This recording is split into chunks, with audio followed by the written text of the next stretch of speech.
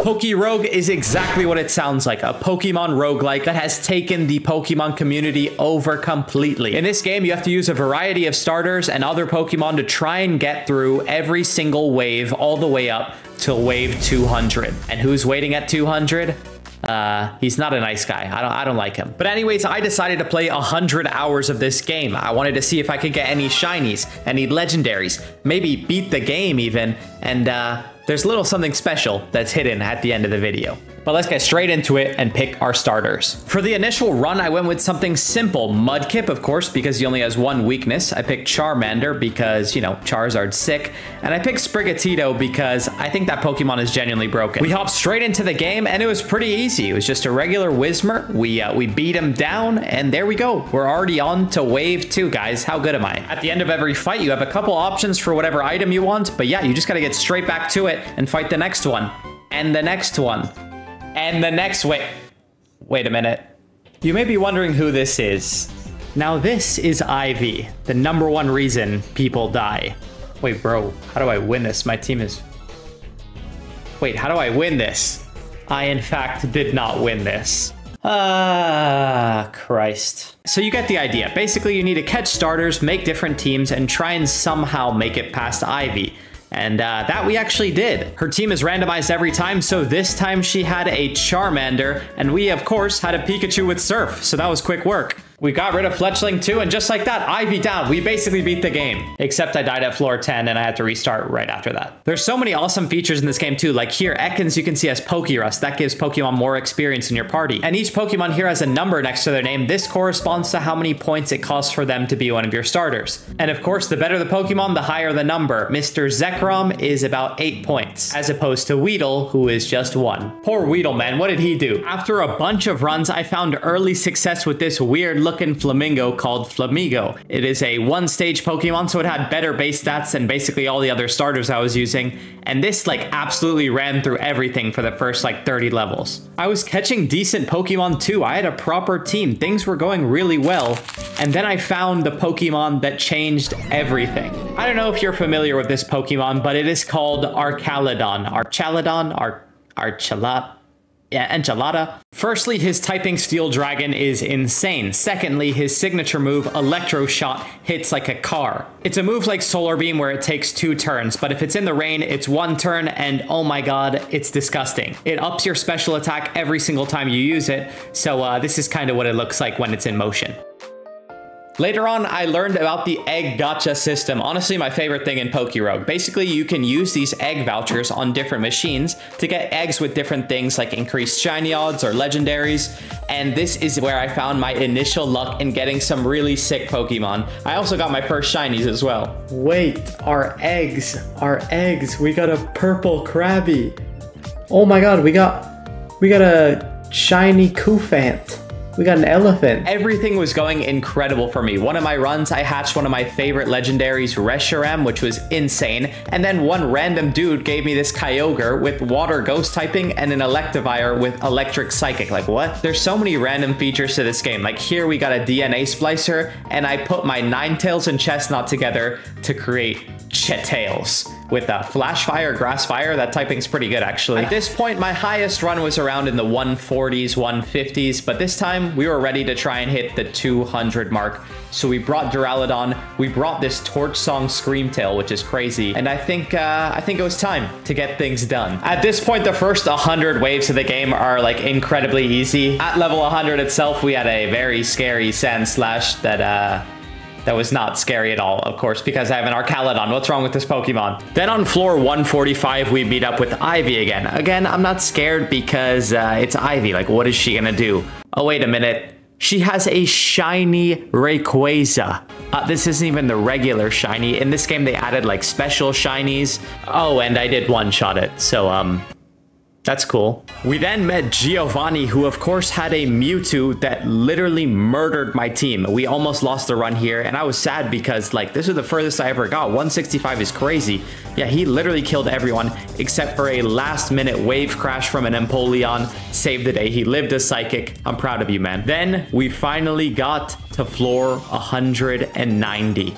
Ready to fight our first champion, Leon. Like, oh god. We're really getting to the end game, guys. Leon pulled out everything crazy. He even had a G-Max Charizard. Like, chill out, dude. Why does he have a Zacian as well? Like, whoa, this is not that deep. At the end of the day, it was Empoleon once again that came through. He's kind of my hero in this run.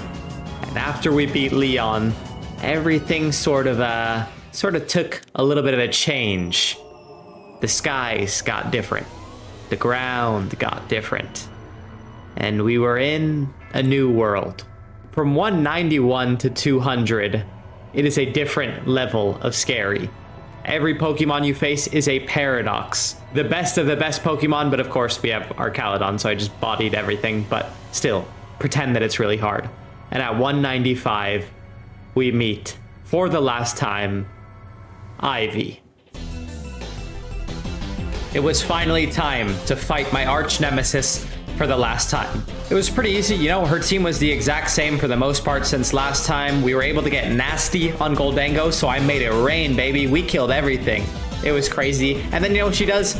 She pulls out Mega Rayquaza. Like, hello? What's this about? Murders Goldango, murders Ninetales. I'm a little bit scared, I'm not gonna lie. So I have to go for Misty Explosion, which, if you don't know, kills yourself as well. And he still didn't die. I was a little nervous. But her smart self swapped out, and that's not the brightest idea when Stealth Rocks are up. Somehow she lives on like 1 HP, and then she switches out again. Yeah, I guess that makes sense for the Dragon Resist, but doesn't that just mean Rayquaza dies when it comes in?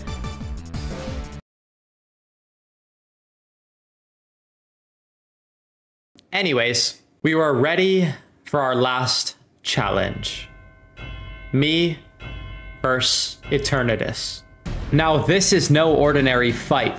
No man has ever come out of this alive, as I get one shot by Eternabeam. I had to think of something, so I went for a Will-O-Wisp, and somehow we dodged the Eternabeam. I got big damage off there. We got absolutely turned into dog food by another Eternabeam, but we got him down to half with a Make It Rain. I was feeling good. Things were looking up. For some reason, this rat of a Pokemon had Flamethrower, so it was not looking good. We went into Whiscash for a last effort attack. We hit him with the Earthquake, and then he Eternamaxed. And he was full HP and wiped my team. That would have been helpful to know that he did that. Well, that was about 3 hours of my life. Anyways, I found online that this little rock boy named Knackley was broken because of this move, Salt Cure. It's basically like Leech Seed, but not really, but kind of. Anyways, I was gonna use it to slowly whittle down Eternatus, and yeah, that was the only reason I had him on my team. So I did the exact same thing. I one-shot Ivy's Rayquaza, like I always do. Everyone knows that was gonna happen. We met Ivy on floor 195 and absolutely cooked her. I was praying that I was finally done with seeing this lady. Like, I'm tired of her. Something I didn't know, actually, is that you have to transfer all your items onto a Pokemon you don't want to use, because I didn't know Eternatus steals your items. I never picked that up in the last fight, but anyways, let's fight the man again. I wasn't scared this time. I went out to Gallade expecting the Eternabeam. He got one shot. That's what I wanted to happen. Garganacl gets a free Salt Cure off when the recharge is happening. This is going exactly how I wanted it to. Was I nervous that he was gonna get one shot? Of course, but I got a special trick up my sleeve. I got something you never heard of. It's a crazy thing called Sturdy. Yeah, that's crazy, man. So we get the full recover off. We eat another Eternabeam because we're built different. And he's back to Eternamax form. Am I scared? Yeah, I was actually scared at this point. But anyways, the whole goal was to try and keep Garganacl alive to get off the Salt Cure. We did it again. I don't know if it, you know, stays through switching forms, but I wanted to be sure. So we get the Salt Cure off. And after going down to a Flamethrower, we get Wailord in for one more Salt Cure and a Hydro Pump.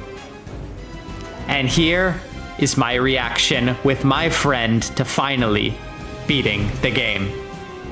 God, but you remember, all my items are on Ninetales, so if Wailord dies here, I think I'm cooked. I have to kill on this turn. He's gonna die, right? This guy's gonna die. Wailord's gonna die? Probably. Cross poison. He's throwing. He's throwing. Oh, he's stupid. He's throwing. He's stupid.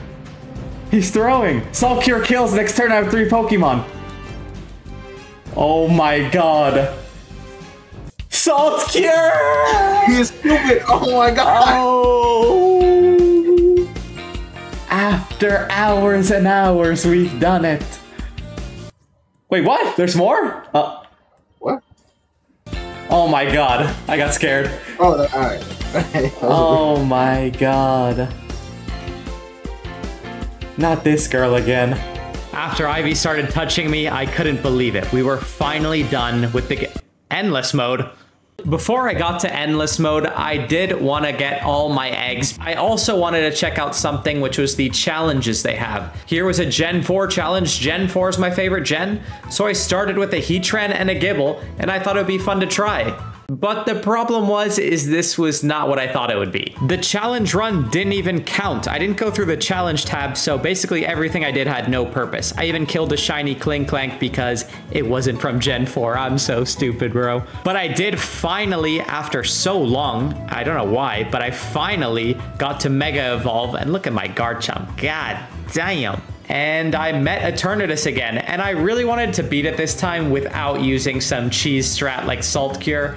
And guys, I did it. I guess I'm just him. Yeah, I think I am him. But honestly, it wasn't that bad this time, I'm not gonna lie. I was not stressed at all. And just like that, Eternatus down, boys. And I didn't get the Gen 4 challenge. I'm such an idiot. But now it was time for me to take on the fun concept of endless mode. Endless mode means there's no end. It just goes on forever. There's no trainers, there's no gym leaders. You just fight Pokemon forever. And then I found an extremely rare Magnezone, like it's an extra shiny. I don't know how to explain it. And here I got the multi-lens, so I wanted to show you exactly what this did because it is actually hilarious. Here I use Eruption on Reshiram, which usually hits for a disgusting amount of damage.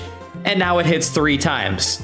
And then I caught a Tapu Fini, which was pretty cool. And then on floor 420, I got a Ting-Lu, and I don't even know what the hell Ting-Lu is.